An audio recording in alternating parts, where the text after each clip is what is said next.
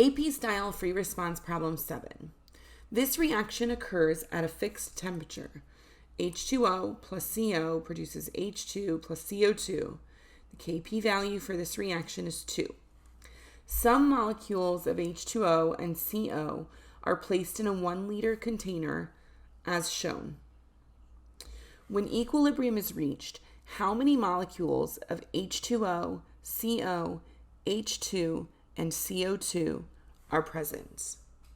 All right, the first thing we need to do is count that there are 8 water molecules, which I've labeled in red here. 1, 2, 3, 4, 5, 6, 7, 8, and 6 carbon monoxide molecules. 1, 2, 3, 4, 5, 6. Another thing I want to note is that's also the concentration. Okay, if we consider each of these molecules in terms of moles per liter, we're in a 1 liter container. So I'm going to do all of this in terms of moles, but it's because we're in a 1 liter container, so we can make that one-to-one comparison to the concentration. So using the coefficients, for every molecule of H2O and CO that react, okay, 1 molecule of H2 and CO2 is produced. So we'll use X to indicate one reaction, one conversion of H2O and CO to H2 and CO2. Okay, so some change in X, where X is the conversion or reaction of one set of reactants to products. Okay, now this is a bit messy, but just follow me here. So the number of moles of H2 will equal the number of moles of CO2 because they will each be produced every time 2 of these react together. And we'll call that X.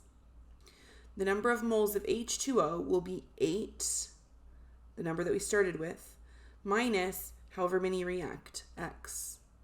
And the number of moles of CO, or molecules, will be 6, what we started with, minus however many react, X. Now, the equilibrium expression, again, I'm just comparing molecules here, which I can do. Remember, for gases, I can use pressure, I can use number of molecules, and we're in a 1 liter container here. So I can have a ratio of the products to the reactants.